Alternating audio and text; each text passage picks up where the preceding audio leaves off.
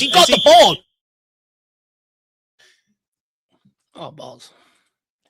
Yes, good evening, Tottenham fans. Welcome back to IrishHotspur headquarters with your boys, Dave and Jack. And this is your time of the week to come on and have your say, whether you would disagree with anything myself and Jack have to say over the course of the week.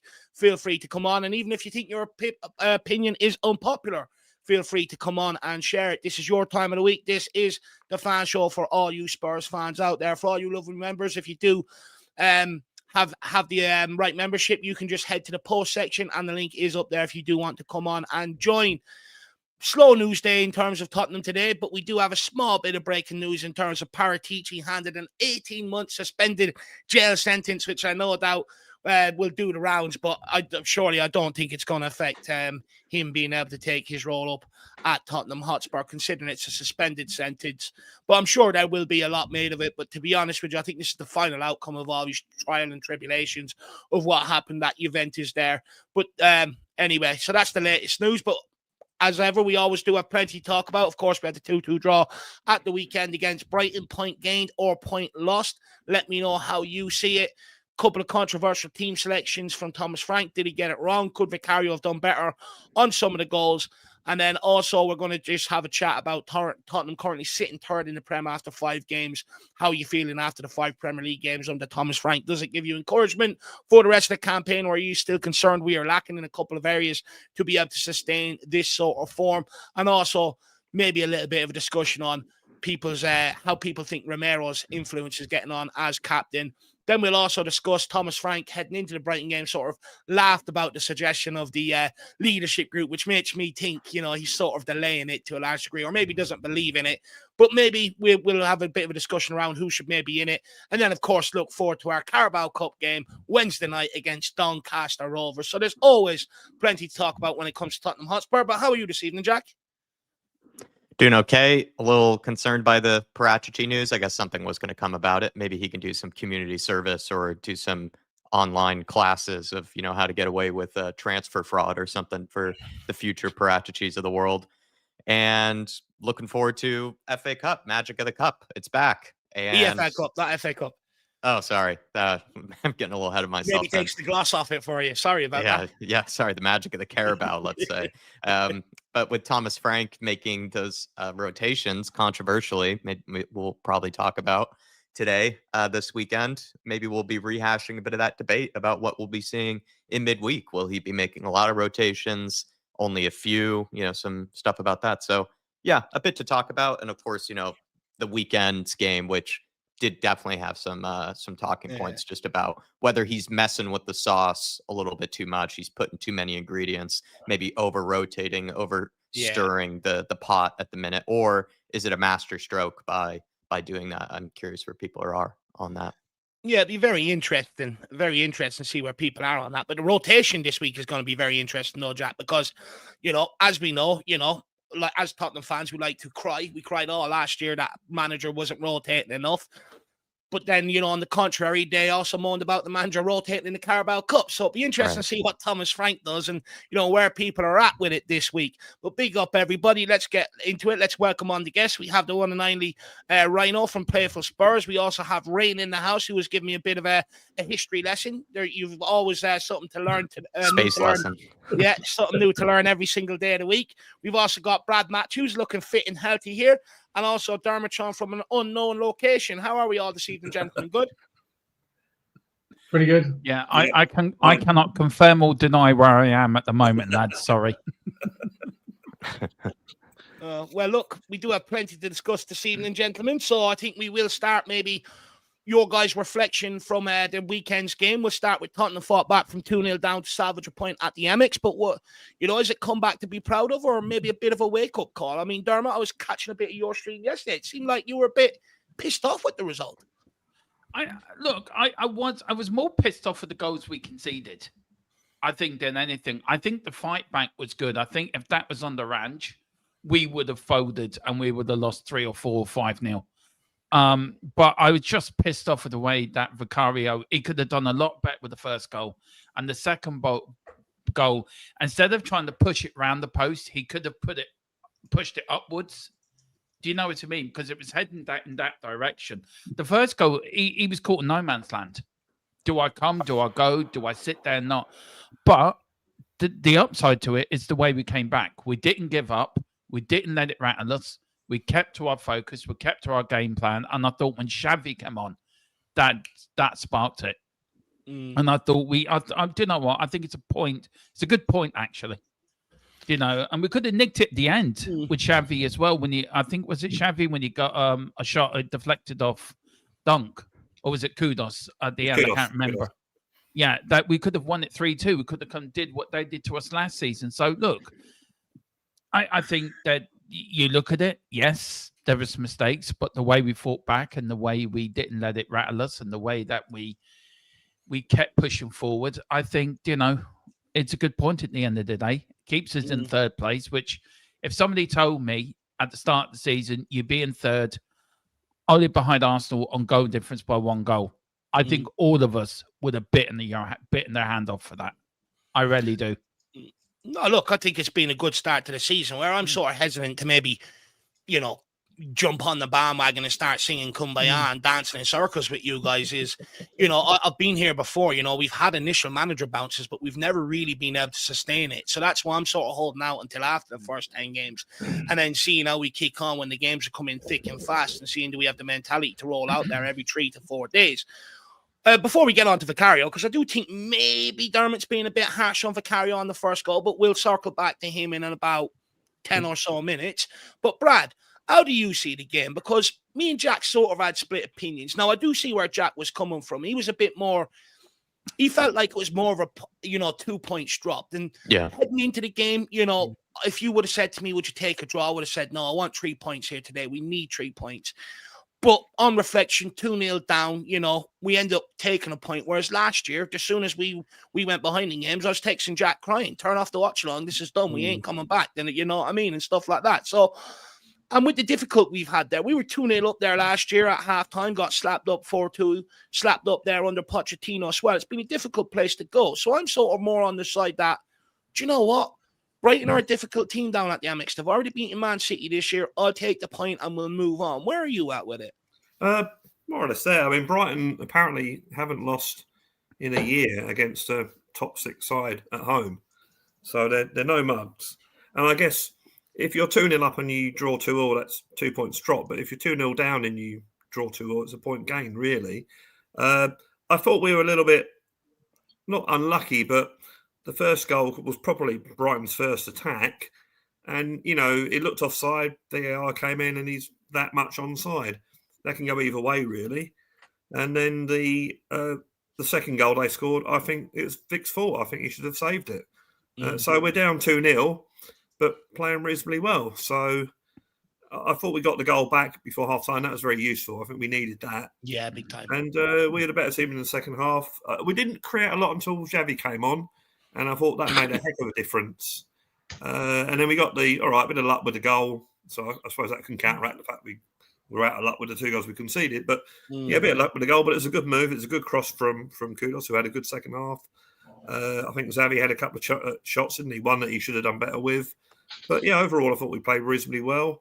I thought we might have gone for it a little bit more once we got to 2-2, but it seemed to me, now correct me if I'm wrong, but my memory seems to think that Brighton probably had a few more attacks from when it was 2-2.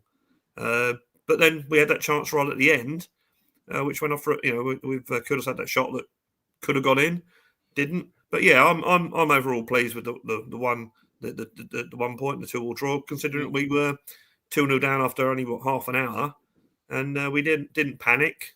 We just kept to our game plan, made a couple of changes, and got the draw. And Brighton are no mugs at home. I think this season they beat Man City 2-1. Man City there, yeah.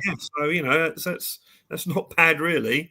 And if you look at the whole, I know we're going to talk about it a bit later, but if you look at our whole, the first time we played 2 games in or 3 games in a week, we've actually done pretty well. We've got 2 wins and a draw, so that's not too bad. And Bournemouth aside, it's been a reasonable start to the season. But like you, David, I'm happy with how it's going. But yeah, we have to give it more time. I still think it's work in progress. I still think Thomas Frank is seeing how these players react to certain situations and how they how to react to certain tactics. But I think I'm well pleased with the start. Yeah, it's we need to just be patient. And at my age, it becomes more and more difficult to be patient. But yeah, we need to be a bit patient and let's see. They're going to be ups and downs. I think there'll be more Bournemouth games, But I think overall we're looking reasonably good. And a lot of the Brighton fans I've heard on social media said, "Oh no, they're pleased with the point because we faced a very good team." So yeah, overall pretty pleased. No, look, in terms of the start of the season, I don't want to get too carried away. I sort of don't get me wrong, I'm enjoying the start to the season, and as a Spurs fan, you don't know when the next result is going to come, so you got to enjoy them as they come around. Me, Brad, I've sort of stuck to that motto for years, but I just feel like we're light in certain areas. I think Kudus right now is carrying that attack. I think an injury to him, puts us in big trouble. I would say, the only thing that hopefully might help us be able to sustain a bit of a fixture schedule is that Frank is maybe rotating these players early. Touch wood, then, when these fixtures come in thick and fast, they sort of have the legs to be able to navigate it rather than pull up with injuries, which I suppose is a huge plus. But I mean, we'll sort of pivot the conversation then onto you, Rain and Rhino. We'll get your thoughts on this. What do you make of the decision to drop Xavi? Many fans sort of last year were screaming for rotation and stuff like that, but I'd make an argument. I think Frank over-rotated for the Bournemouth game. I think, he should have started Xavi, I think Jack made a great point in the watch-along. Start him out left, and then if things weren't working, move him into the middle and then bring on someone like Udebur or something like that. And I think it backfired because, Udebur gave away the ball for the first goal, and when Xavi came on, he took the game to Bournemouth and nearly helped us win it. So, did Frank get the lineup wrong? Does he have to take responsibility for maybe the fact that we end up sort of going 2-0 down with the wrong team selection, Rain, or is that a bit harsh? Do you know what? It's weird because I've got to stick by my guns on this one, and I know people. This is probably going to be as unpopular as anything because I didn't stick by Ange from the first minute he walked in through the door, but I'm sticking by Frank, and I said this from day one. He's going to have a free pass for me this year. Let's see what he can do. His selections, they're going to be a bit off because he's only been there, about 12, 14 weeks, something like that, altogether from when he first took over, about 12 to 14 weeks. So, just out of curiosity, how long did it take you to turn on Ange? 12. Sounds like he was about to go Frank out in the beginning there, and he sort of reverted back. No, well, I was Ange from the first day he came in. I wasn't happy with anything. I'm only messing with you. No, of course, but do you know what? Right, with Ange, God, thanks. Now you got me at it. With Frank, it's like with that. I've got to give him a whole year because he's a proper coach. He coaches. He knows what he wants, and it's like you, Dave. Yeah, right. Going out to a nightclub. Yeah, right. Just say you. This is God, just I don't know where this is going. Hypothetical. Go on, I'll run with it. I go with it. It's like you going out to a club trying to pull a bird, yeah, right? And you're just surrounded by them. It's just like this.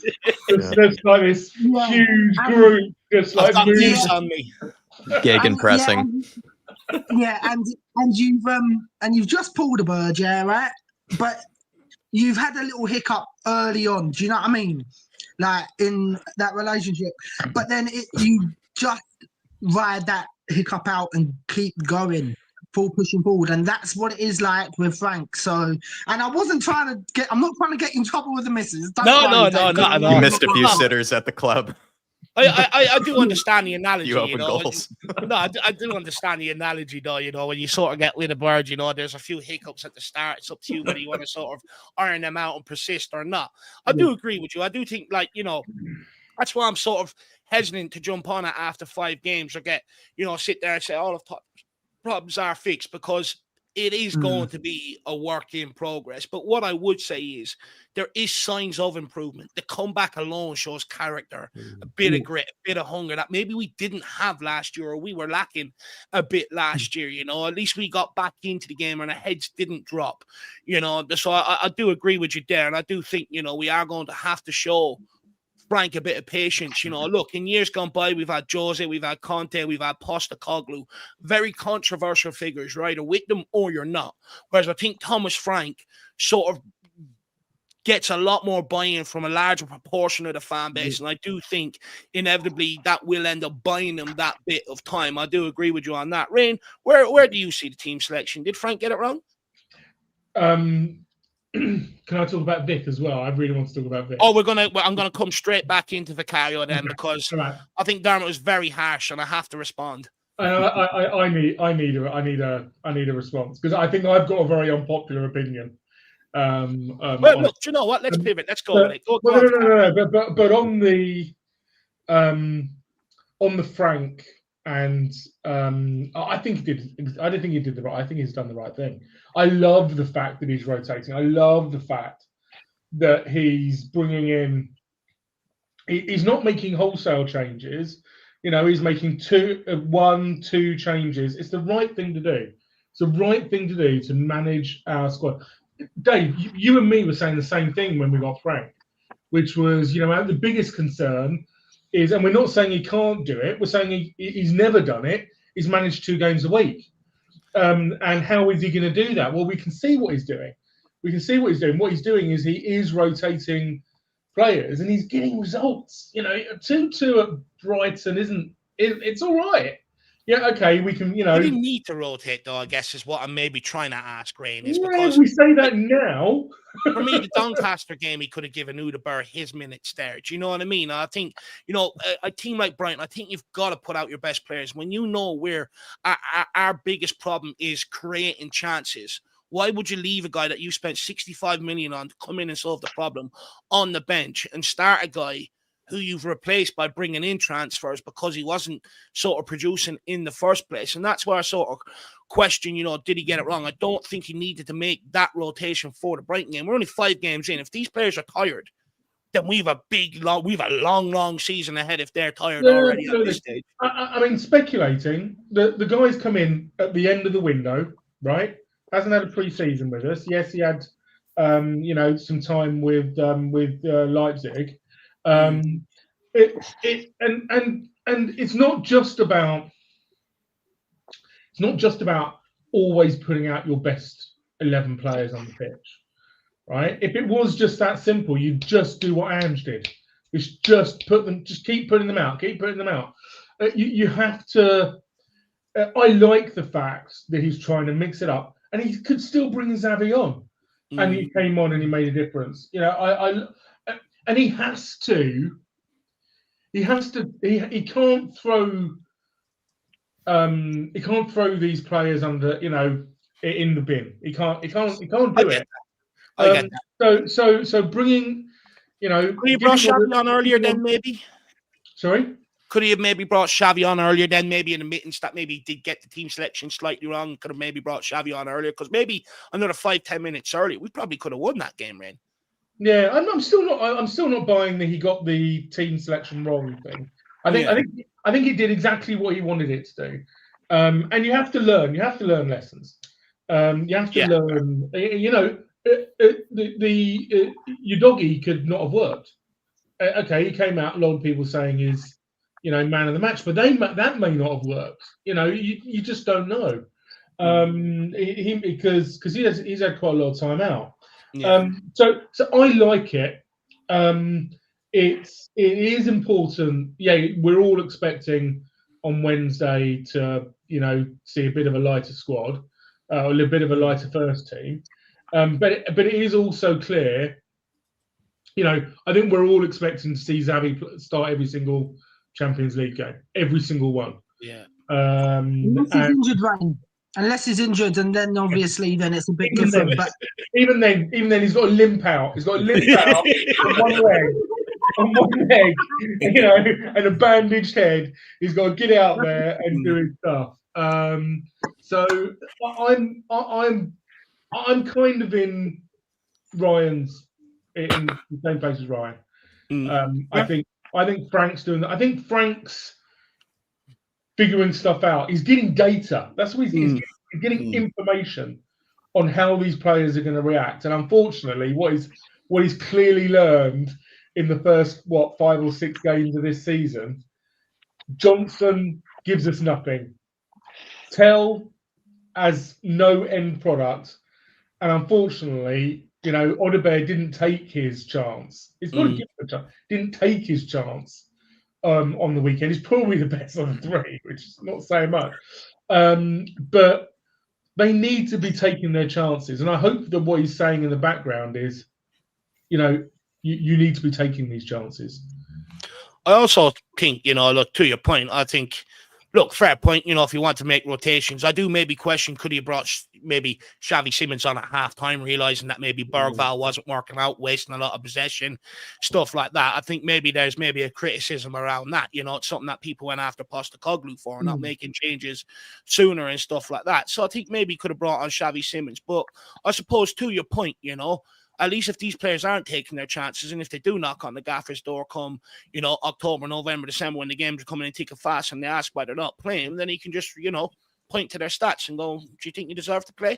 The conversation, I suppose, is a little bit easier because it's not like he hasn't given them the chance. But look, let's take a couple of comments here from the people at home, and then let's crack on. Let's have a discussion around Vicario, because I've no doubt this would probably be a bit controversial, probably get a little bit heated, but big up Jason Bell at home. Great to see you, my man. One second, Rhino. One second, Rhino. I just want to get the comments at home. Big up, Jason Bell. Good to see you, my man. Leighton Evelyn says, we will rotate. We will. But someone like Shawnee Mannix has a problem when he does like 10 rotations. So Frank does 10 rotations. It'd be interesting to see whether Shawnee Mannix sitting at home watching in, will agree with it or not. It'd be very, very interesting. But big up, Leighton. Good to see you, my eternal happy clapper. We've got Rick C. Says, big up, everyone. Very happy with the start to the season. Let's go. Come on, you Spurs. Big up, just a harmless potato. Good to see you. Hopefully you're keeping well. He says, hello, everyone. Bing Guy says, we are over caring all these young ones too much. They have to play to get fit. If you cannot play at that young age, something's wrong. Even guys like Miller, age 40, still push themselves. Clubs are treating footballers like they are movie stars, turning them into weak W's. Look, fair play. Look, at least you're letting us know how you feel. This is what the fan show's about, I suppose. Shawnee Mannix says, overall, I thought we looked more threatening in open play, especially since we subbed on Xavi. I think that's a fair point. Xavi definitely brought a bit of a spark to the attack. Faz Radfar, 4-0 Spurs. Big up my favourite Spurs channel. Hope you're well. We hope you're well, Faz. Good to see you, buddy. Hopefully you're keeping well. Rain is saying hello to everyone in the chat. Ian Ferguson says, afternoon all. Good to see you, Ian. Stevie's in the building. West Ham and Chelsea could be worse. Jason Bell also says it's early days and Frank really needs to see players in real games. I like that he's trying different players in the Prem rather than waiting for the League Cup and making 9 changes. Well, Jason, he might end up making 9 changes yet. Let's wait and see what happens. Nomad says, when you see sliding tackles flying about, that's a good mentality. Absolutely spot on. PJ says he needs to try everyone. Look, personally, I thought that's what preseason was for. Anyway, I guess it's not. I guess we just sacrifice league points now just to give any Joe Soap a run out. Don't be surprised if you see me being pulled out the stand in a week or two's time to make my appearance. We've also got Brian Tinlin in the house. He says, I think he has been doing a super job in all regards, including rotation. I think in the modern game, you have to use the squad or it's not possible to minimize injuries and tiredness. No, look, 100%. I don't dispute the rotation. I'll often say you can't keep, like with international games and everything, these guys are playing 70, 80 games a season. It's impossible for them to be fit for every single one. Yeah, you are going to have to rotate, but it's just about, I guess, knowing your squad and picking the right moments to do it. And I suppose Frank is probably going to learn the harsh way. There are going to be points that he is going to drop, along the way. But I just question the timing of it. Was Brighton at Amex in the Premier League the right time to do it? Or was the League Cup game against Doncaster the right time to do it? Where I would argue you can more than likely make the changes and get away with it. Whereas at the Amex, we didn't. We ended up dropping 2 points. That's my whole point on it. I just think maybe he got hard on. He wanted to make them too soon, in my opinion. I think he could have just held it out a couple of days, could have blue balled himself or something like that. But he chose not to, but chose to blow his load and make some changes. And I just think not starting Xavi was probably the wrong one. But look, let's get on to Vicario, guys. Let's bring in Jerome first. Let's welcome him in. Let's get his thoughts on the 2 goals that we conceded, and then it's open season there for everybody to come in on it. Jerome, the 2 goals that we conceded, I sort of said to Jack on the Twitter reacts, or not on the Twitter reaction, the post-match reaction, that I have a feeling this guy is going to be sort of, highlighted on social media for both goals. And, there is a lot of criticism coming his way in terms of both goals. Do you think he could have done better for both, or do you think it's extremely harsh? Because extremely harsh. Come on. In my opinion, I think I get it. Vicario maybe should have done better on the second one.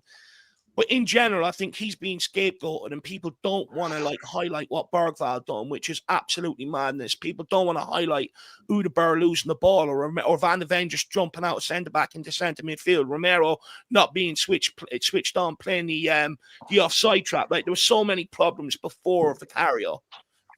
Yeah, nah, it's pretty harsh because look, the first goal we got caught. We got literally caught from that. And what can he do? It's a 1-on-1.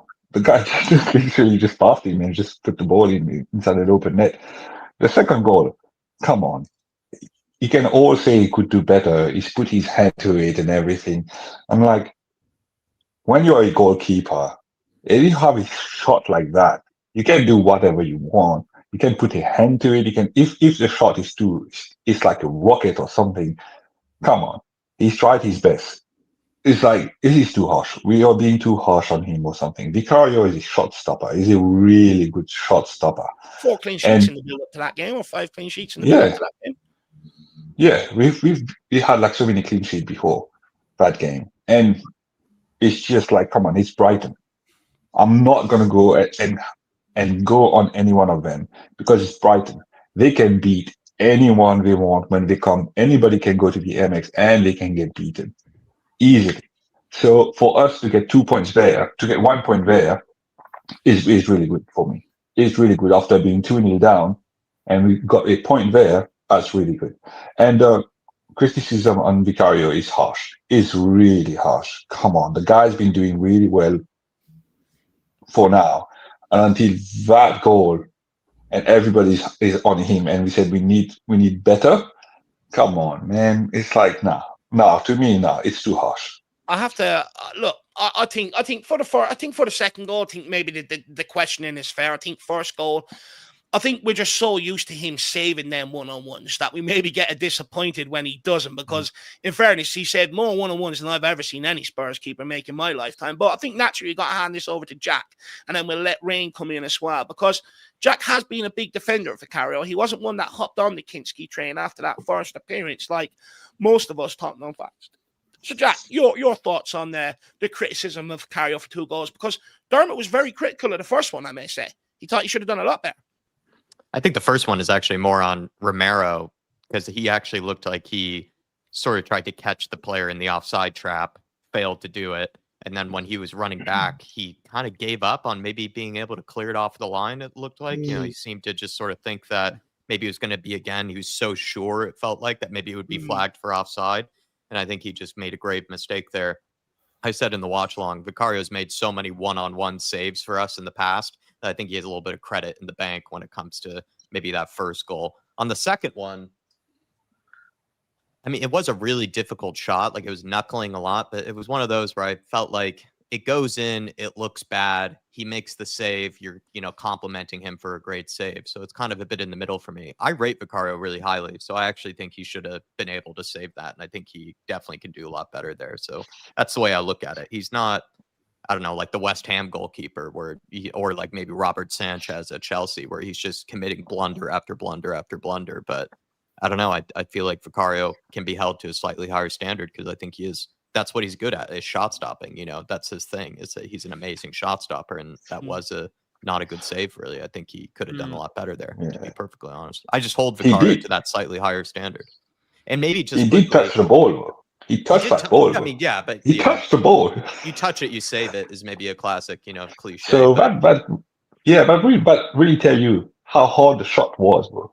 Because he actually did touch it.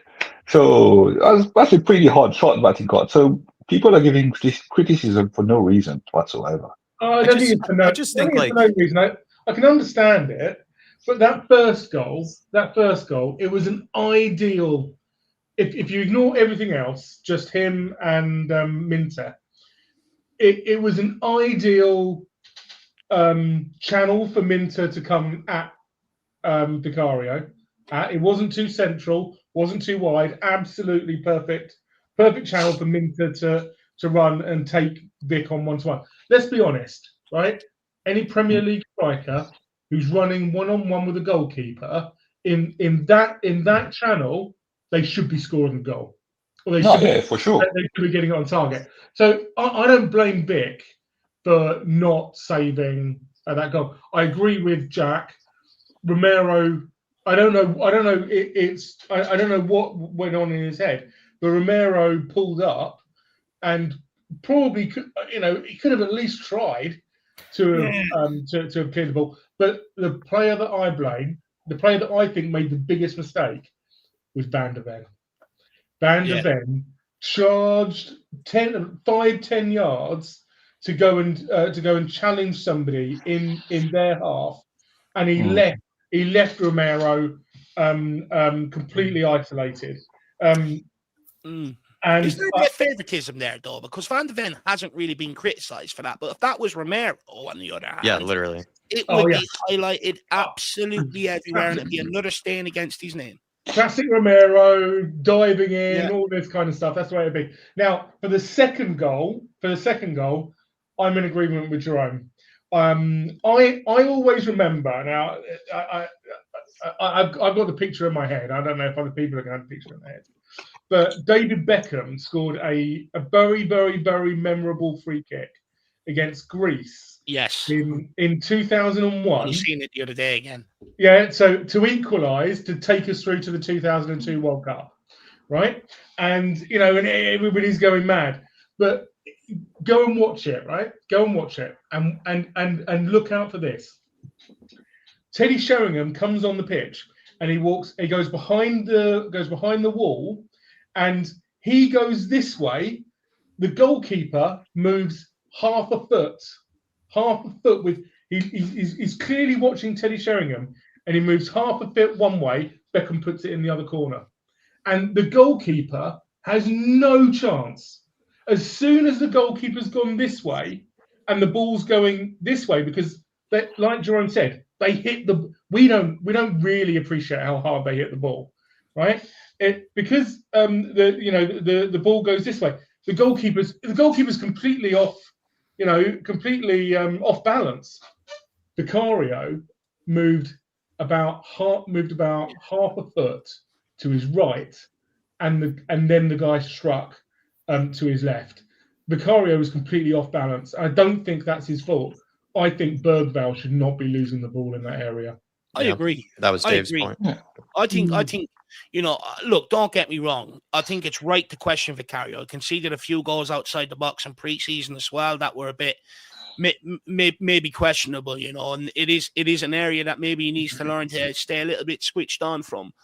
But Bergvall is getting such a free pass from it. I mean, he's the guy rather than clear his lines, he played himself into trouble by taking an extra touch. And then not only that, once he failed to realise he was in trouble, and he passed it back into a dangerous area rather than putting it out for a throw and just letting people get reset or trying to clip it down the line for kudos. And I just think Bergvall is getting away with that an awful lot, and people are almost scapegoating Vicario because Bergvall's a youngster. But at the end of the day, it's got to be highlighted. How do you expect Bergvall to, sort of improve himself if you're just going to gloss over his issues? Like everyone's done it with Brennan Johnson.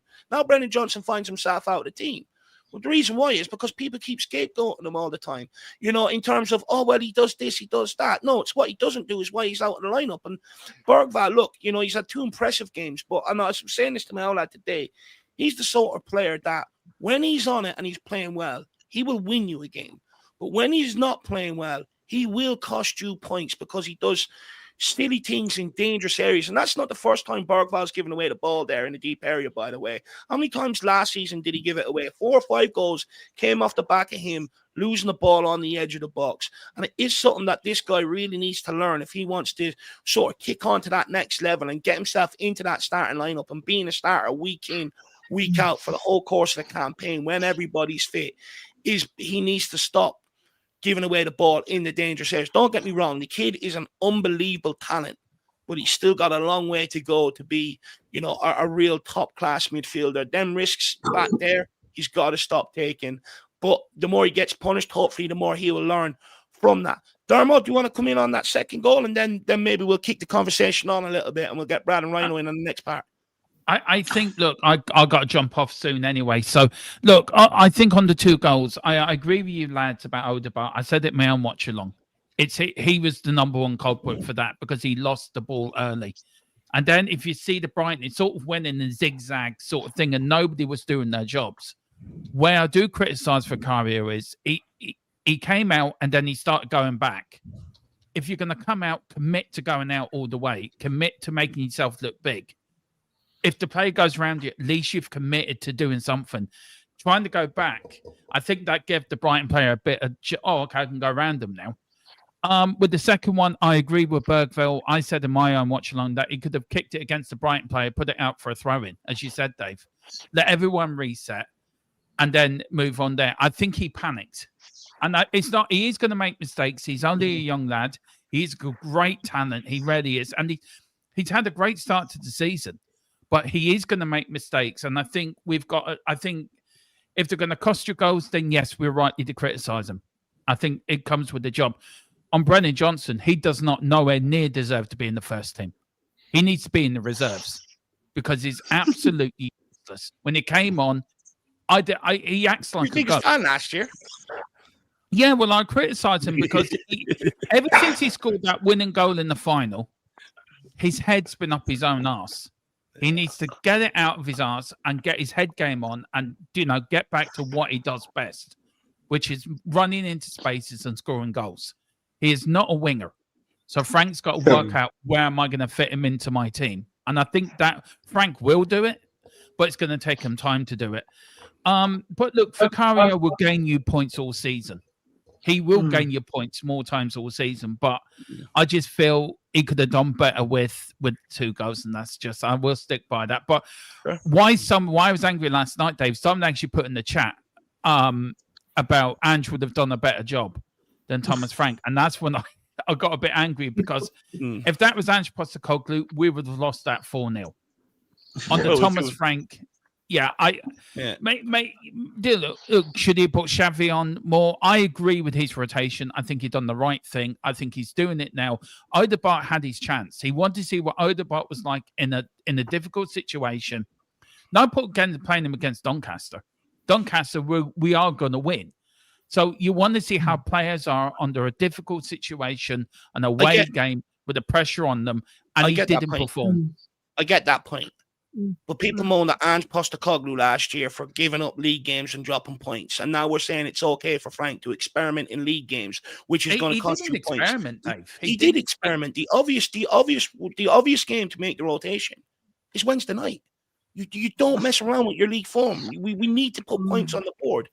While we're playing well, we need to rack them up. And I just feel like it was the wrong time to experiment. And look, it's okay to criticize Frank. He's not going to get everything right. There are going to be trial and error along the way. And I think he's probably learned from that maybe he realizes he needs Simmons and relies on Simmons maybe more than what he thought. And it was always going to take, dropping a couple of points, to sort of maybe make him realize that. But let's not get into the habit of going, well, we need to test these players in this environment. They'll earn minutes in that environment when they take the minutes in the cup games against Doncaster and teams like that. That's how we earn minutes. We're not a charity where we just go, Dave, come out of the stands, Dave, even though you're 4 stone overweight, put on a jersey. We're going to test you away from home in a hostile environment. It's absolutely mind-boggling. We're talking about elite level sports here where every single point matters. You can't just be using it as a test environment. Your test environment is Doncaster. If they can't perform there, then they don't get any more minutes. It's that fucking simple. Look, that's just the way I feel on it. Anyway, we'll take a couple more comments here from the chat, and then we'll kick on and see how people think we are looking after the first 5 games. Faz Rad Fars 4-0 Spurs says 3 first team players. 3 first team players start is sensible. Jed, Sar, and Mawani. Yeah, in terms of the game Wednesday night, I think it'd be an interesting one. Part of me thinks Thomas Frank, you might see a Bentancur in the midfield beside a Gray or something like that. Part of me just thinks he might put out a couple of sort of first team regulars, maybe look to go and get the job done early and haul them off. But then also part of me thinks he might make 10 changes tomorrow night. And to be honest with you, Wednesday night, I hope he does. If he cares so much about resting these players and managing their minutes, then he should be for making 10, 11 changes then Wednesday night, if that's the case. And to be honest with you, I hope he does and we win the game, because we need to get to a point where other teams can make rotation against lower league teams and get over the line. Why can't we? We can't be relying on a point where we're putting out first-team players 4 games like this. These are the ideal games to manage their minutes. If you can't manage their minutes here, then just don't bother paying the backup or their fringe players' wages for the rest of the season and tell them to go on holiday to Ibiza and go and party, because we have no use for them for the rest of the campaign. Is that not the real problem? I mean, you're saying, he should have played Xavi every point, but the real problem is the drop-off between Xavi and one of the next 3 to play on that left-hand side. That's the big problem. And we know that there should not be, although, to be honest, Savio has done nothing for City this season. Right? All of the hype about Savio. But isn't that the big problem? The big problem is, if we don't play Xavi and we don't play Kudus, the drop-off to the next player, the next option that Frank has got is so huge that it sticks out like a sore thumb, mate. That's the real problem. That's my point, though. Then you don't use Brighton as that experiment. You use Doncaster. If you know the drop-off is that bad, I'm sorry, but if Brennan Johnson, Matisse Tell and Udeberg can't go and beat Doncaster, then we should actually look to loan them to League One then at that point. And that's my whole point. If you know that drop-off is massive, then you risk your points at the Amex. You make the rotational changes in the cup game. That's where I'm at with it. Dermot has dropped off, but we are going to put his link in the chat there for him. Go on, Brad. I don't think Thomas Frank's experimenting. I mean, I don't think he put that team out on Saturday thinking they could win the game. I don't think he was giving someone a run. I mean, he sees them at training during the week. So that was the first 11 he thought could win the game against Brighton. Without sacrificing any fitness and that sort of thing. So I don't think it's a question of experimenting. But yeah, Doncaster. Yeah. I don't think the rotation was that bad, because we still had Kudus on, we had Paulinho on, we had our normal back 4, Vic. So he just changed the attack. That's the only issue that I have. It's just the attack looked. But that's the worst part of our really disjointed. Look really disjointed. Yeah. It's one player, in these big games, if you want this to attack, to start clicking and forming and playing well and being able to read each other, play 1-2s and create moves, you have to play a consistent 3 or 4 together to be able to get that cohesion. And that's my problem. What's the point of bringing in Xavi if you're going to rest him for Brighton? And his game plan wouldn't have been to be 2-0 down in the first half an hour either. So no, but the first goal originally came off Udeberg losing the ball. Yeah.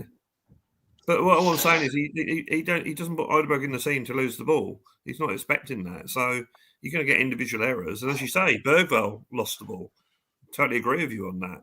But what I'm saying is that you take out those 2 goals that, as I said, inches on the side, and Vic probably should have done better, then we win the game with the team you put out there. So, it was our own fault. Literally, those 2 goals was literally our own fault. So I wouldn't say the tactics was wrong or something was wrong. It's just our own fault. Like always, mistake happened. We under Ange as well. We made mistakes the same way we made mistakes there. So. By the way, big up Mr. Bynum. Good to see you, my man. Hopefully you're keeping well. A big up Patrick Thomas as well. Good to see you. Anyone else want to come in on that before we maybe kick on and have a discussion about how we're looking after the first 5 games? Look, right. I don't know how anyone can not give Bergvall any can't give Bergvall any stick, because they need to. He's lost that ball for the second one. Vicario will get, like people have said tonight, Vicario will get us points, definitely. And to be honest, it was Bergvall's fault. This is why I was like, when you were saying about it, Dave, about no one wants to blame Bergvall. I was going like that and saying that I blame Bergvall, because I don't care. Look, it's not. Look, this is going to sound really probably horrible, but I'm not trying to make it sound horrible here.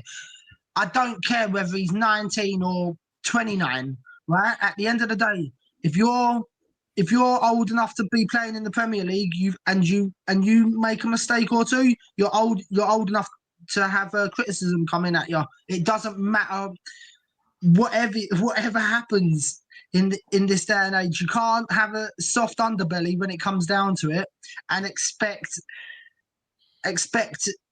to be giving Vicario the slack when Bergvall lost it. Because if Bergvall hadn't have lost it in the first place, we would not have conceded that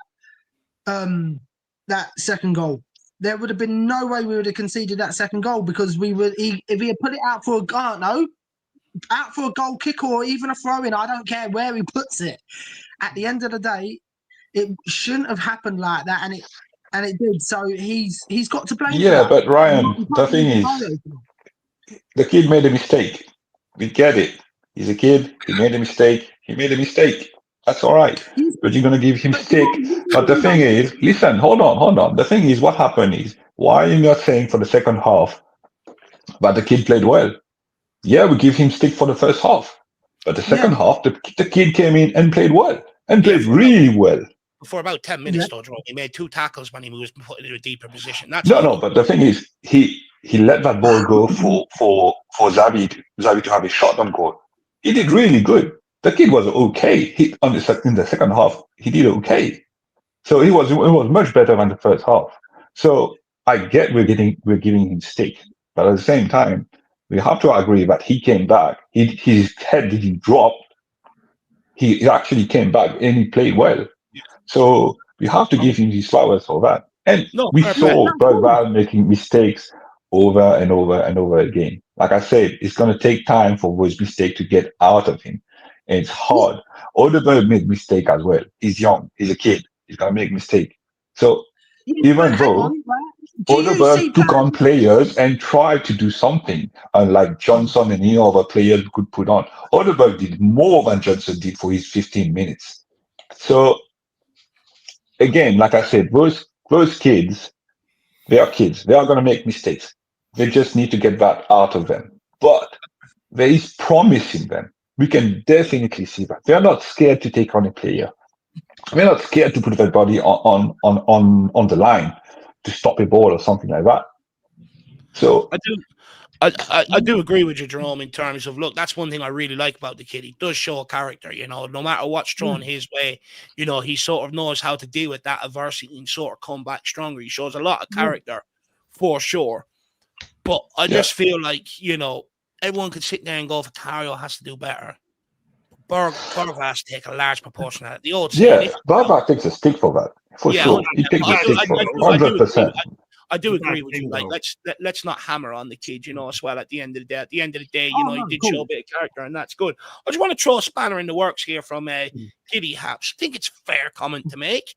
He says, "Why only blame players? Why not blame Tommy for wrong selections? The first goal we conceded was similar, like Postecoglou's high line." Now, that is something that no one is speaking about under Thomas Frank. We do play a fairly high line, and to be fair, that defensive line was on the halfway line, something that they were ridiculed about doing last season. So, fair play to you, Giddy Haps. You have thrown a spanner in the works there. Maybe food for thought for someone like Ryan and Shawnee Maddox and people like that. But look, let's keep it moving. Let's move on, guys. I want to, we'll kick off with Jack. Let's get Jack back in here and Brad and Rhino on this point. But Tottenham currently sit third in the Prem table on 10 points from 5 games. How are you feeling after the first 5 Premier League games of the season on Thomas Frank? Does it give you encouragement for the rest of the campaign, or are you still concerned we're still lacking in a couple of areas to be able to sustain this sort of form? Look, first of all, I'm not gonna. I've said this from the first day. I am not allowing Frank to have any blame when it comes down to where we finished this year. For his tactics, yeah, okay, they could be. There's always going to be a few criticisms there. I'm not saying that he's not going to be blamed for anything throughout the whole season, because, like, where he could have maybe his tactics changed a bit, but that's gonna take time. Am I? Why can't you blame him? Why? Hang on, Why Jerome. can't you blame Hang- him? No, Hang on, I'm Jerome. asking you, why can't you blame him? No, hang on. Let me finish what I'm saying, and then I'll answer you afterwards, okay? Because Okay, you asked me to hold on, so now I'm gonna ask you the same thing. okay. So, right, am I happy that we're third? Yes, because we've already got a better tally this year already, and than what we did last year already.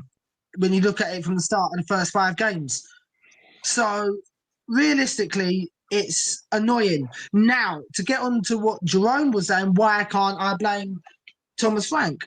Because the reason why I'm not going to blame Thomas Frank for anything, because he's only just started. He's had, like I said earlier on, he's only had about 14 weeks into the job, right? It needs to be seen it needs to have a whole season to see how he's going to do before we even start to think about saying, well, has he done well? Should we be then getting on his back after 5 games? No, definitely not. We shouldn't.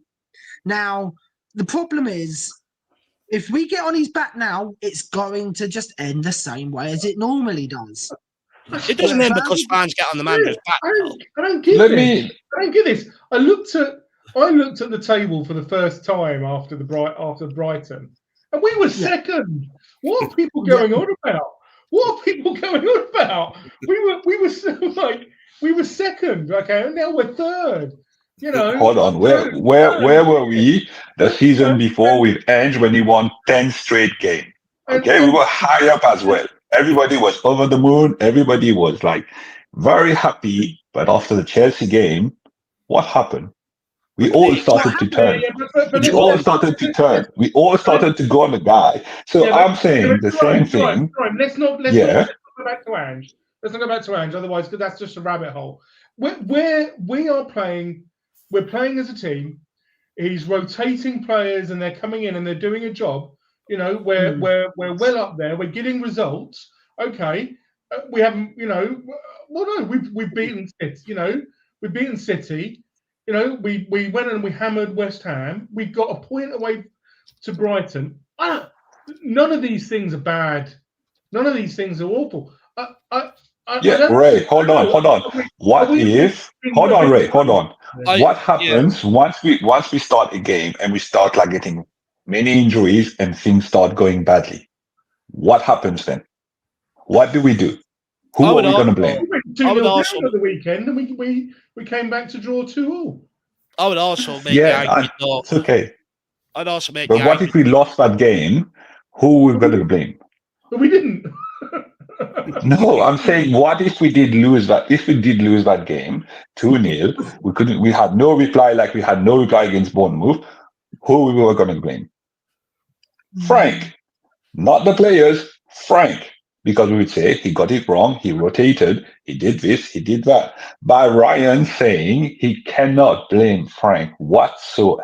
I don't agree. That makes no sense to me. Yeah, I think plenty of people would get on Richie's back, because although he scored on Saturday, he's not. You know, he's a. You know, we'll want Harry Kane. We'll want a Harry Kane level striker up top. Yeah. And he's nowhere near. No, we don't. The fans want to sell him. I don't want to hear Tottenham fans say they want a Harry Kane level striker. I don't want to hear it.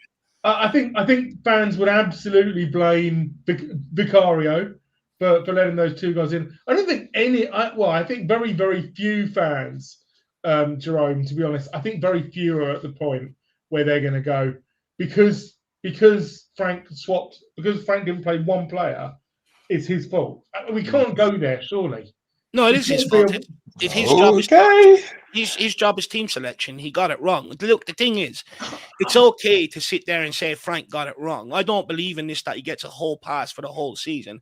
At the end of the day, like players, like managers, they're all measured on the progress you're witnessing. Are we maybe looking better than what we did last year? Yes, but that's the worst barometer ever at Tottenham Hotspur in terms of a league campaign to be measuring it off. Also, let's not forget, we have seen new manager bounces at Tottenham. We had a new manager bounce under Jose. We were top of the league up until December. You know, we had a new manager bounce under Conte. We had a new manager bounce under Nuno for the first few games of the season. We beat Man City, Yep. a couple of clean sheets back to back. The problem is can we sustain it?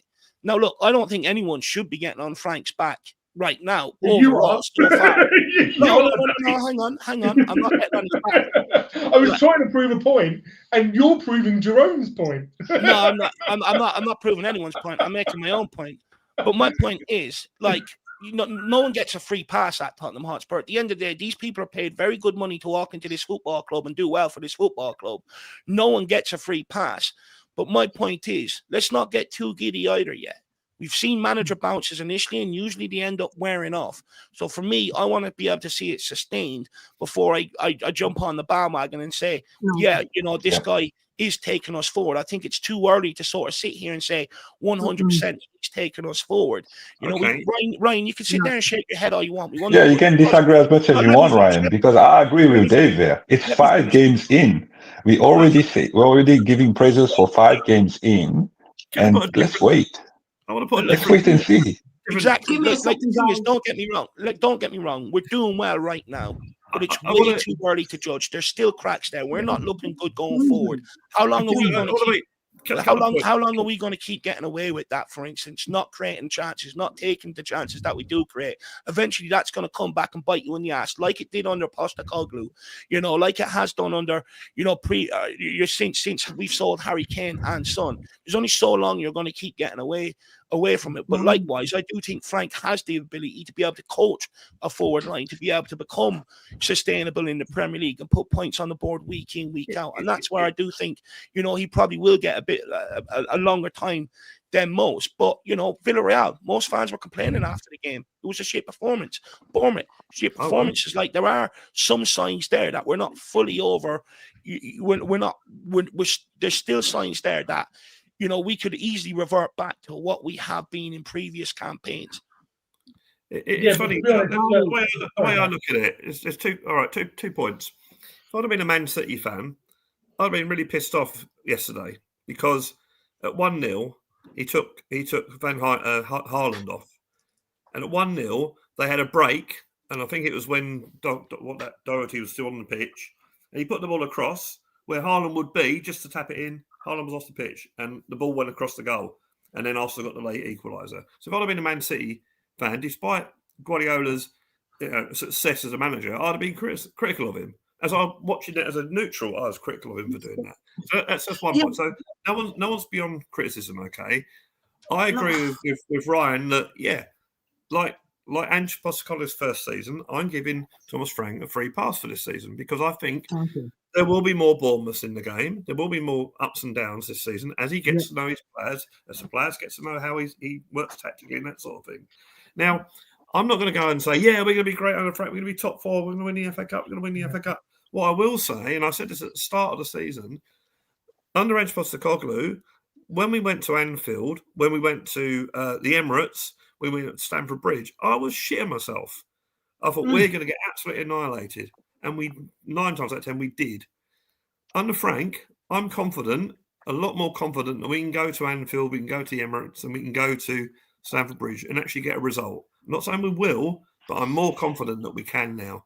Much more confident. Because I think he's got some sort of organisation there, which they seem to be adapting to pretty quickly, to be fair, which I thought it would take a bit more time than it did. But they're adapting to it pretty quickly. So, Bournemouth, as I said earlier, Bournemouth result aside, I'm actually think it's been a reasonable start. But no, I'm not going to get carried away. But I'm confident that certainly if this new regime works out and we do spend a bit more money on players, then January come summer transfer window, if we can get some players in, then I think we could see a situation in the next 2-3 seasons where we might see what we had under Pochettino. We might start managing the things. But I have to agree, we are more organised. But at the same time, we can't say that the football has been great. It's like Bournemouth was not great. Villarreal was not great. The Brighton one looked all right, but it's not that great. Yeah, under Pochettino, and I remember this, under Pochettino, we didn't start very, very well. The football wasn't great. And I think we won in November. We beat Everton, I think was at White Hart Lane, the old White Hart Lane. And I remember the pundit saying, this is the first game they played how Pochettino wants to play. and then we got better and better and better, and we finished 5th that season. So it hasn't been great. Of course, it hasn't been great, but the results are coming in. It all get better? We've got to be patient. We all say it's like people say, "Oh, we should be beating Bournemouth." No, Bournemouth are a good team. Absolutely, 100%. Everyone gets carried away. Yeah, and Brad, I remember under Pochettino the amount of times we won in the last 5 to 10 minutes. After not playing brilliantly, people forget. I understand Dave and Jerome. I understand where they're coming from. I guess, and I get it, because I'm trying to be positive. I'm trying to see the positives that I'm, that are happening on the pitch. But don't get me wrong, we are paper thin, right? Dave's saying that Frank's got the team selection wrong at the weekend because Frank didn't play one player. And that's because the one player that we brought in to make a massive difference. Absolutely, Dave. And when he brought him off the bench, he did. So therefore, it tells me he should have started. 100%. And but the real reason is because the alternative is so much worse, right? We shouldn't have to rely on one player. But it's not just him. What if Frank hadn't played Kudus? That would have been a real problem. Right, we are paper thin. Yeah, we are. Yeah. We're 2 or 3 injuries away from Dave turning around to me and Ryan and Brad and going, "I told you so." Told you. Yeah. We are. Yeah. We absolutely are. 100%. Does the football need to be good every game though? Like that's kind of where I'm. Like this is where I'm at. Like it's hard to be able to accomplish that. To be able to be playing scintillating football every time. But then also, plenty of times it is maybe about just sitting in, hitting teams on the break, having a bit more compactness to you, not taking too many risks, playing. We've been punished about this before, like, feeling like we want style over results. Like, I think that only goes, it's good in theory, but it's not sometimes realistic, like, especially at Spurs. But the thing it's a worrying results.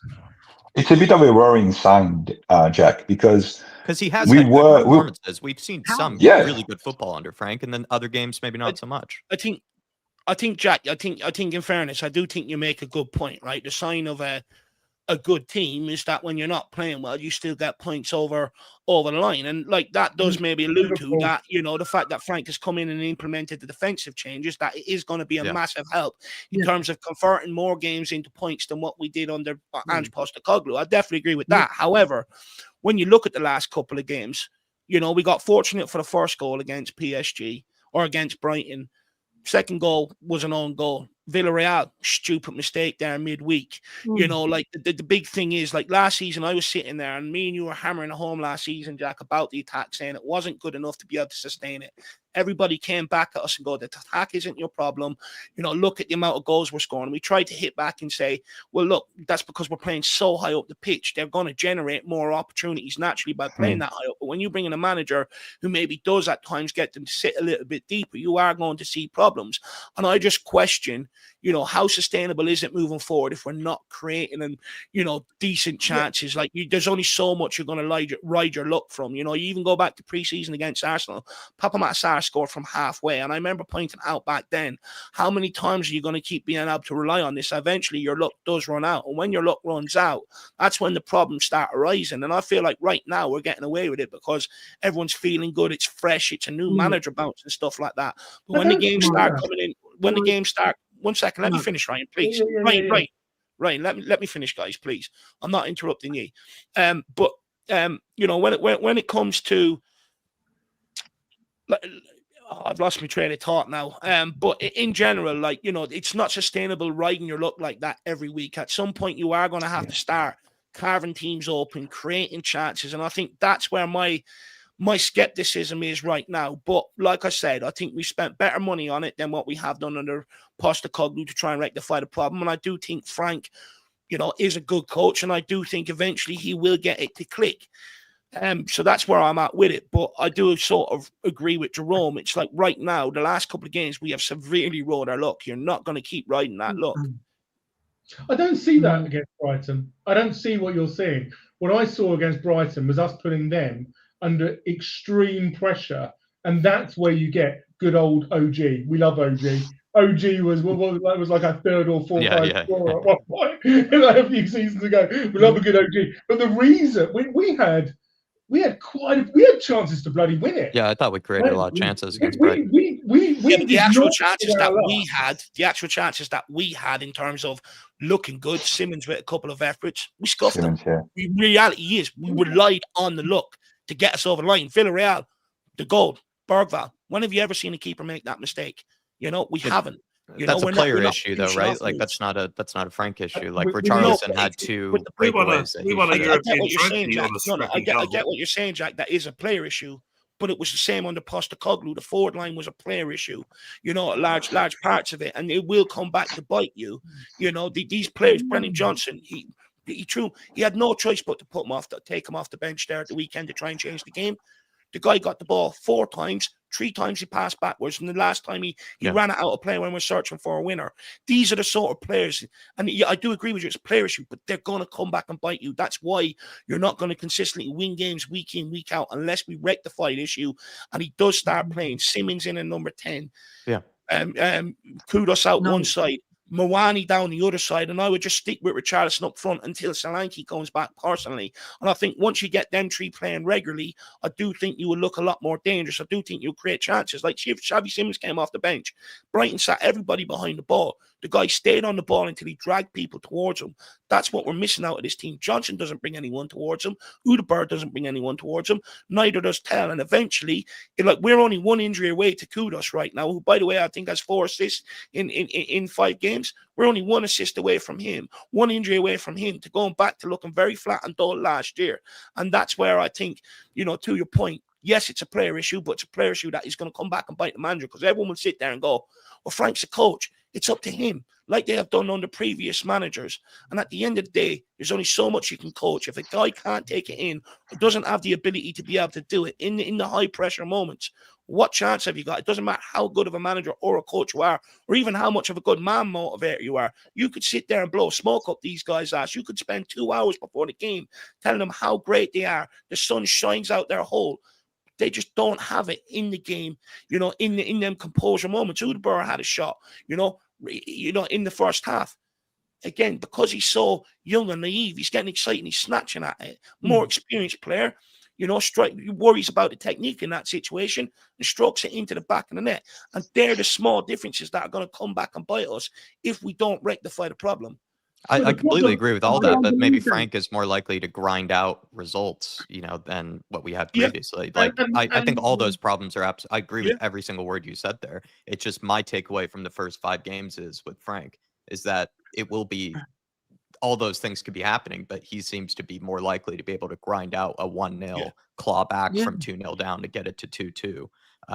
Maybe than what we've had previously. Yeah, and what Frank can't solve is the fact that he has to play Odobert if he wants to not play Davy, and let's face it, I love Richie, right? But he is very hot and cold, and he's not hot to trot. And those are problems that Frank can't solve right here, right now. He's just got to ride it, Dave. So I absolutely get where you're coming from. I think we're all kind of saying the same thing, just from slightly different angles.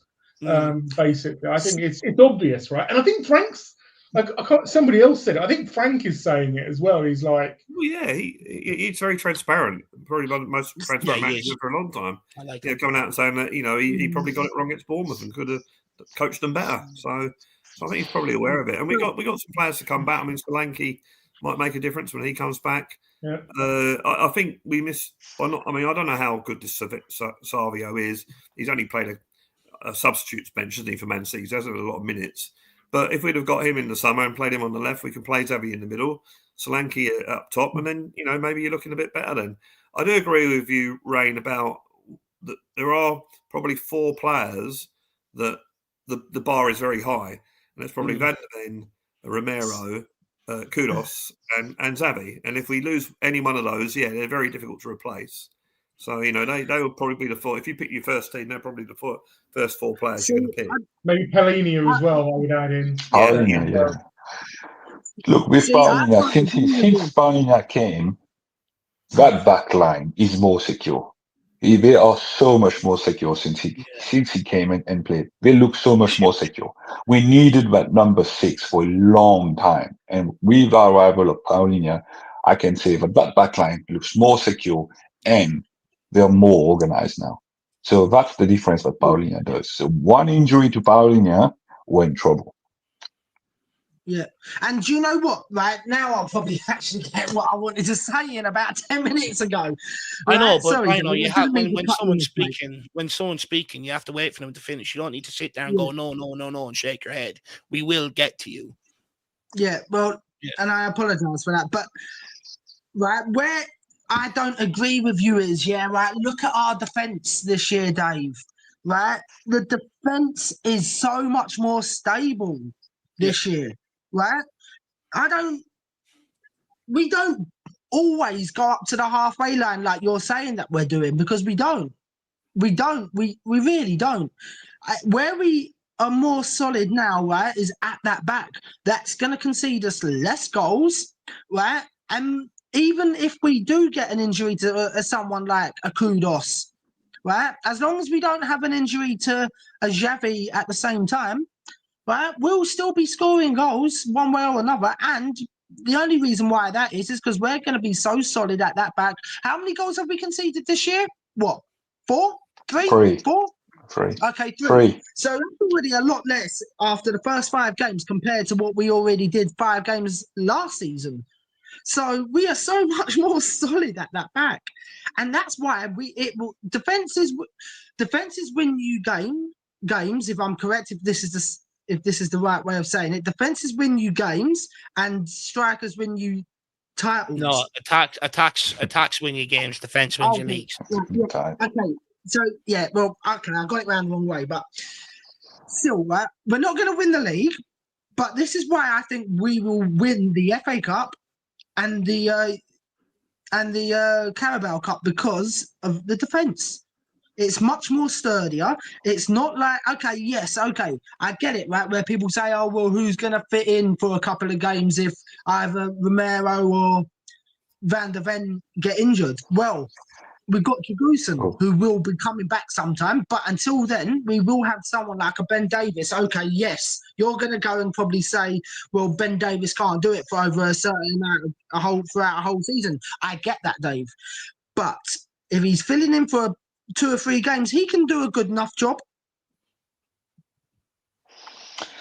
We're Brian, actually come on. averaging 2 You're goals. relying on Ben Davies to do a job for us in the back line. Well, who else do we have? We don't have no Dragusin back yet, do we? Trust me, I would rather have He's Dragusin back in there, pretty man, much. than Ben Davies. I think Danzo's pretty good. I think Danzo's. Oh yeah, and Danzo as well. Yeah. I mean, okay, so we've got Danzo, right? And don't get me wrong, I love Danzo, right? Dragusin, we've then got before we get to Ben Davies. But what if, right, it did come down to having to play Ben Davies for a game or 2? What? No one would be happy with that for 2 games maximum, because we all know that he can do it for 1 or 2 games, but he can't do it throughout a whole season. I wouldn't mind it if it's for 1 or 2 games, but if it's for a long period of time, I'd then be a bit concerned. But I don't think it will even get to that. Personally, I think we will have a lot less. Mark my words now, we are going to have a lot less injuries because of not having Ange at this club anymore, right? Than we will than what we would have had if Ange was still at this club. And it was Ange's fault that we got all these. It was always Ange that gave us these injuries, and Frank hasn't even picked up an injury. Ange already picked up a couple of injuries. Madison's out. 5 games. Madison's out injured. Solanke's out injured. We're missing 4 Kulu's or 5 out injured. So I mean, this whole injury narrative has to stop. At the end of the day, to pick up injuries, it doesn't matter who your manager is. No one conveniently mentions that Conte spent a month with academy kids on the bench because we had a lot of injuries back then. Everyone just wants to make it one guy's problem at a time. Injuries are going to happen in sports. It's a dumb conversation to be having. Yes, maybe some managers, the way that maybe the more intense it is, maybe you are more likely to pick up maybe slightly more injuries, but the reality is you pick up injuries under every manager. So let's stop making it a one manager problem. That's just, I would listen to many arguments about Ange Postecoglou, but the injury one is one where I'm just absolutely lost. Absolutely lost. Sit here and say there's no injuries under Frank. I mean, we're At this rate, Thomas Frank is having more injuries than Ange did. Buani's had a dead leg. Yeah, he's having, Buani's missed one game in his whole career. dead leg, You know, one game through injury. He arrives at Tottenham. He's already missed one because of a dead leg. Solanke didn't have an injury for 3 years before he joined Tottenham Hotspur. The guy can't stay fit since he's joined. The problem is Indian burial not the ground manager. that the ground's built on. That's what it is. Thomas Frank is, he's in terms of proportion of the amount of time he's actually been in the job, is actually having more injuries than Ange did. The Mawani thing is absolutely bonkers, isn't it? It is absolutely bonkers. If you need a use case, you know, to say that there is obviously a fundamental problem here. It's Mawani, like you say, Dave. Yeah. He wasn't even injured. It was he had like a. No. The other game that he had off, he had like a tummy ache or something, right? He had a slight tummy ache. He's injured. Davies has been injured this year. You know what I mean? Can I just say something which we haven't mentioned? Who had their heart in their mouth when Xavi went down right near the end and didn't get up for a long time? Yeah. I was worried there. What's wrong with our luck? But luckily, he got up okay. But that for a few seconds, I think no. But no, I just want to make that point. I don't know if you heard me. Look, I know that creativity, we've got a lot to do. We've got a lot to improve on. But we're actually averaging 2 goals a game in the Premier League. So that's not too bad. No, it's not too bad. 3 of them were scored against Burnley. I mean, I'm not, we are going to come up against a lot better teams. But I take your point, but at the end of the day, the midfield is secure. It's not being ran through like Bonnie Blue, which is securing up the back line, which is going to help you put a few more points on the board over the season, which in effect will actually buy Frank a bit time and maybe a bit longer to sort of implement his point. And back full circle to your point originally, Brad, maybe you do sort of stagger this along till we get to the point where we just hit a point where we just go like we did under Pochettino. Look, I've always said, I do think in order for Tottenham to progress, we can't be hiring and firing managers every fucking 2 years. At some point, you are going to have to give a guy and build a team underneath a guy to be able to sort of get Tottenham back to regularly competing. People go, oh yeah, but we have to do it. No, you don't do that if you don't have the finances to do it. We're always being told we don't have the finances for this player and that player and everything else, but we always have the finances to hire and fire managers. It's absolutely ridiculous. You look at Man City, the success they've had. Yeah, they've threw money at it. They've kept Guardiola in there for a long time. Liverpool under Jurgen Klopp built themselves back up to challenging for trophies and went on to win everything. And the guy was out there for 7-8 years. Arteta under Arsenal. Do we need to do this at Tottenham? We do need to keep a manager in for a while to be able to build it. But guys, let's move on because we only have about 10 minutes or so left. Let's talk about Wednesday night. What are we expecting Wednesday night in terms of lineup? And then let me see what else I've got in my bag. And sort of what youngsters or what player are you more excited to see maybe Wednesday night? What player are you keeping your eye on thinking, if this guy performs, could come into our 11? I personally hope he starts with a relatively strong lineup because I can just see him making 9 changes and struggling, and then the crowd gets on top of the players. And then we all start panicking. I'd rather him start with a relatively strong lineup, get the 1 or 2 goals up, and then bring on players to give him a run.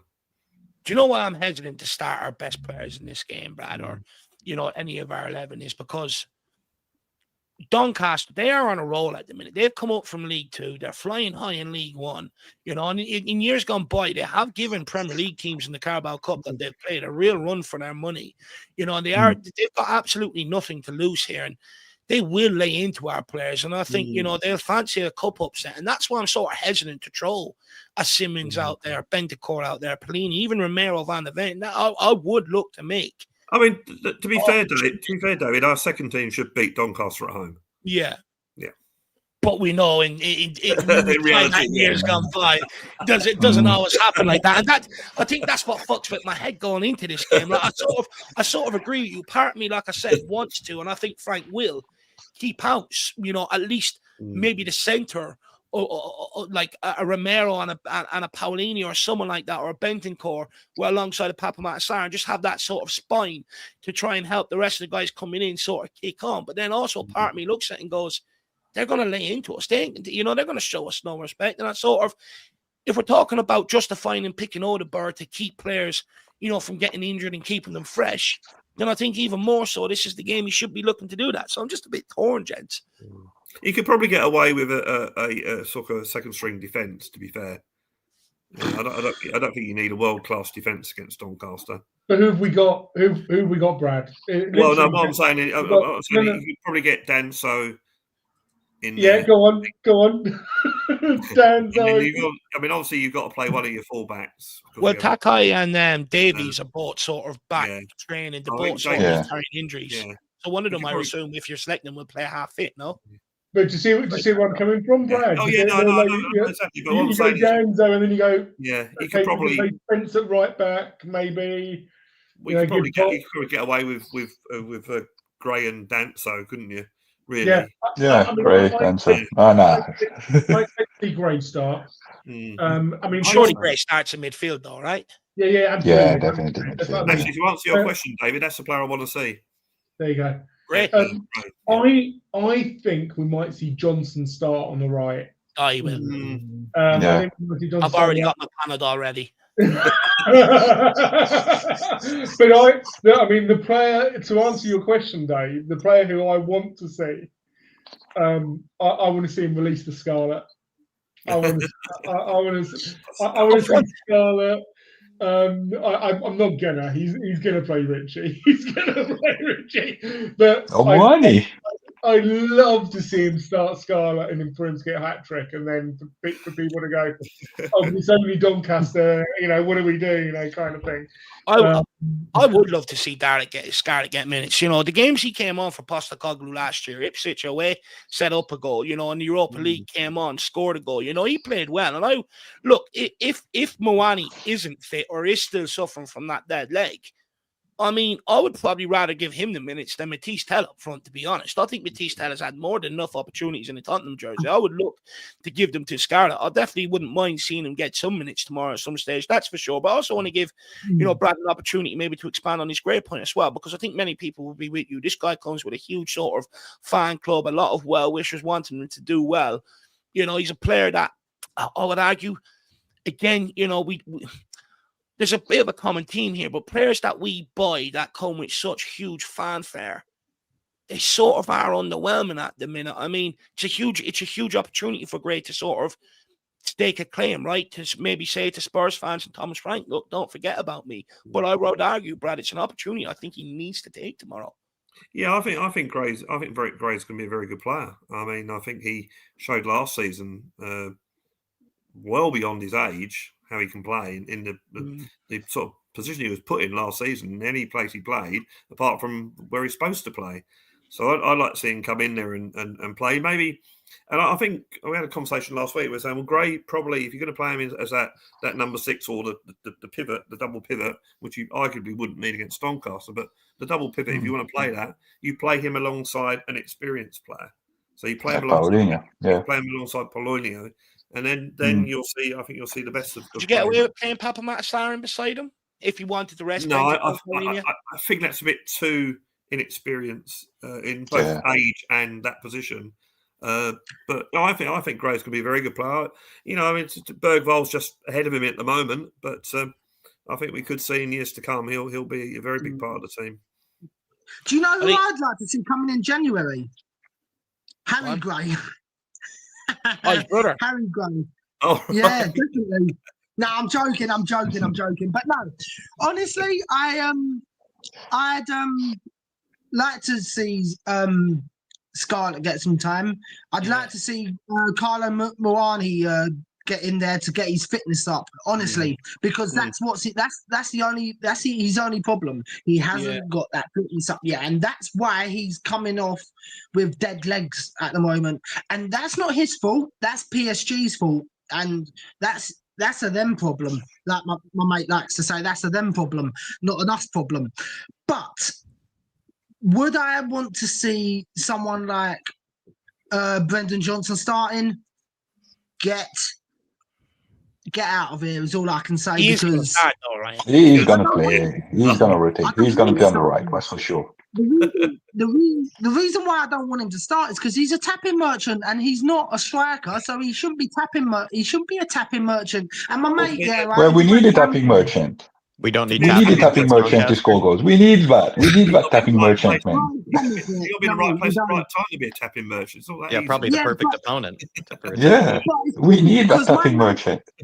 It's weird, yeah, right? Because my mate, who's a West Ham fan, yeah, he's turned around and said he would take Johnson at the club.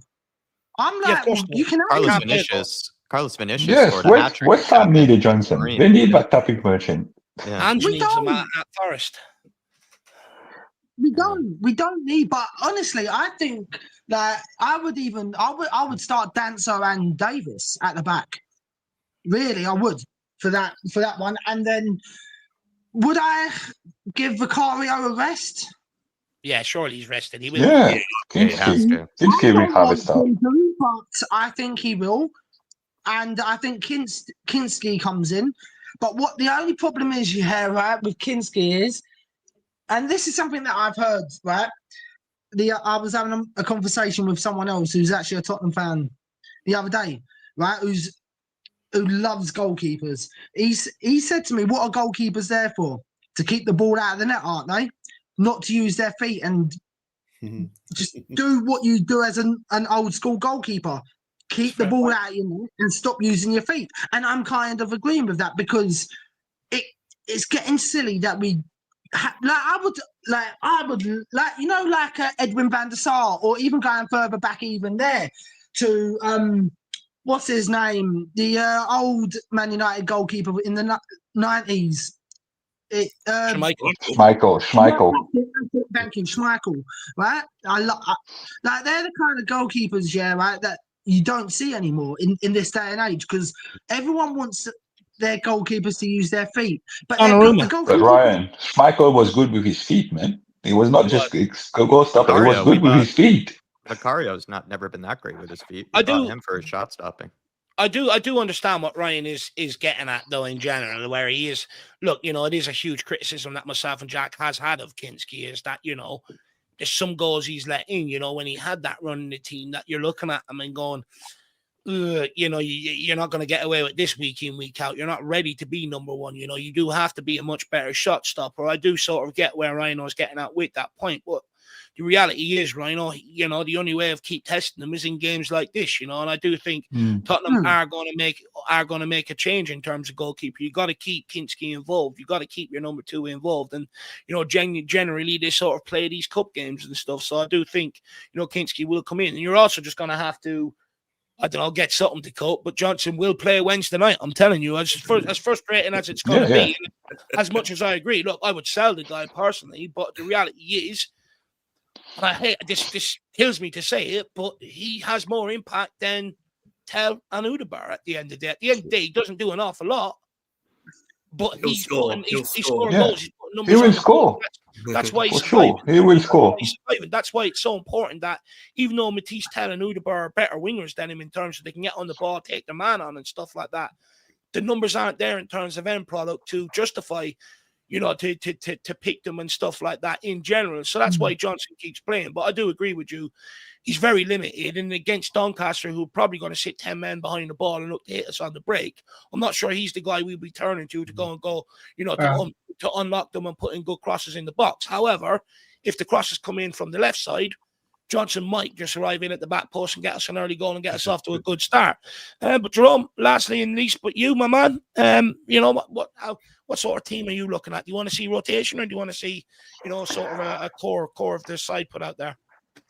I want to see rotation, but not like not a complete change of the whole team. Because the thing is, if we do that, if we do like 9-10 changes, we might be in for a long night, because we know how we are. If we do like a full rotation, it's like the team looks disjointed every single time. So I think we still need some players in the starting 11 to be there to stable the ship, and then after that we can change and rotate them after. If you're like 3-4-0 up, and then we can just change them change them as we go. But I do not want to see like 10 changes straight away because we are in for a long night if that happens.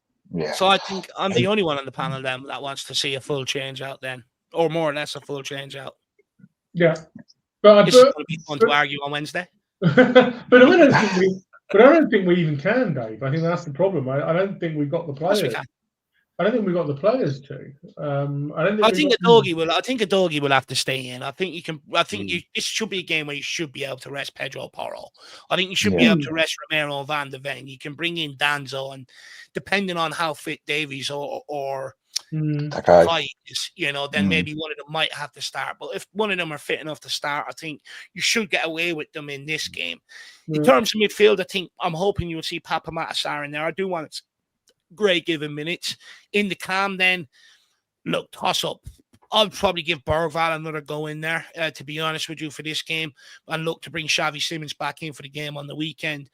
And then up front, I think, I'd probably go with Matisse Tell through the middle or Dane Scarlett, one of the two. And if not, then Mawani if he's fit, and then Udabur off one side and Johnson off the other side. I wouldn't mind seeing that. I think that should be good enough to go and beat Doncaster. And I think, this is the game to test these guys. Like, we can sit here and say, we can do it at the Amex and stuff like that. But these are the games. If they can't perform in these games, then they don't deserve minutes moving forward. If you can't go and beat Doncaster fucking Rovers, it's like playing Ryder Rovers, that book that we all read when we were 6 years of age. If you can't beat fucking them, then they're not good enough to be at Tottenham Hotspur. I'm sorry. And people can say, oh, well, I was proven right in years gone by. A lot of the players that played in the likes of Middlesbrough when went out to them and when they're in the Championship and all, none of them are here anymore. Sanchez and all, they all went. They're just not good enough to be at this football club. And I think, they're beyond the manager's door knocking in there for minutes. Okay, well, then play here. And if any of you think you're too good to play here, then you're not going to be a part of my team. Don't be knocking on my door for minutes and you want to pick and choose what games you want to play. So for me, I have no problem in making changes. At the end of the day, I have no problem running the risk. And at the end of the day, if they don't win the game, then I don't want to see them play. I think this would have been. I'm sorry to bang on about it, but I think that the way that Donnelly plays is very, very analogous to the way that Xavi plays in that hole in the 10.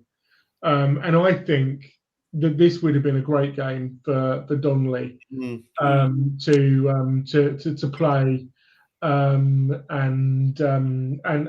provide some through balls, provide some ammunition. Because without Xavi, like you've been saying, Dave, without Xavi in the middle, where's the creativity going to come from?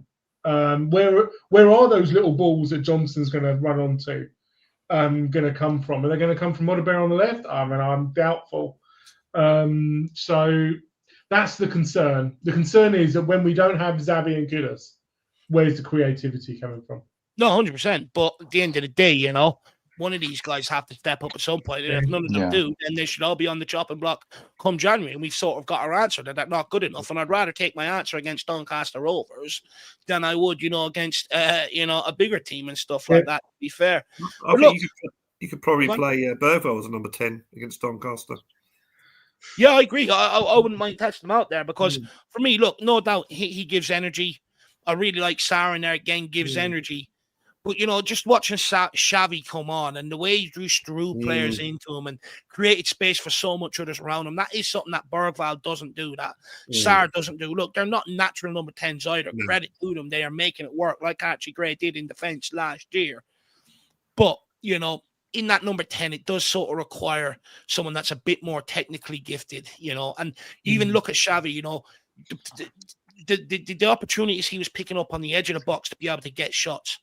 Bergval didn't pick up any of them all game long when and that's the sort of difference why we're playing someone in there who actually knows how to play there. That's my main criticism of Bergval. I wish you get into more positions like Xavi where you can have a shot because he can carry the ball. You play him a bit further forward, he carries the ball, he can get to that, make that space, have a shot. Yeah. Exactly. And this is another guy you might see on the bench tomorrow, maybe with one or two others. You might. There's talks of it anyway. So it'll be interesting to see. I know if there is, me and Rain will be very, very excited. But look, guys, we're going to call it an evening there. I've really enjoyed tonight's show. Actually, I think it's been a sort of really good conversation. We've sort of, flow through the show nicely and stuff like that. So I want to thank all you guys for your time here this evening, Rhino. Massive thank you to you, Rain. Massive thank you to you, Brad, as well. Massive thank you to you, sir, and also to you as well, Jerome. Really appreciate all your guys' time this evening. If there is anybody out there that is sitting in the sidelines who wants to get involved in these conversations, I know a lot of people think I talk shit and want to come on and debate me. Feel free. This is what this time of the week is for. So get yourself on here and have a conversation. As you see, we don't bite. We like to talk things out here. So if that's for you, join next Monday for the exact same show. Also wanted to thank massively Faz Radfar as well for the support earlier on in the show. Really appreciate it. And last but not least, all you guys at home, continuing to get your comments in all stream as well and tuning in. I really appreciate you guys. But that's it from us here this evening. We will be back tomorrow at 6 p.m. I think we've got Sam and Sean on, maybe one other, I'll let you know. And then, of course, then we'll have the match day and game day content and stuff like that as well coming your way for Wednesday. So stay tuned, enjoy your evening, get on to the new EFC 26 and all that's what most people are at right now. That's where I'm going to have some pasta, just to get my brain ready, and then I'm going to ball out. So guys, I'll see you back here tomorrow. And as always, come on, you Spurs. In the Thomas Frank we Come trust. on, you Spurs. Come on, you Spurs. Come on, you Spurs. Come on. Loving Slim Frank.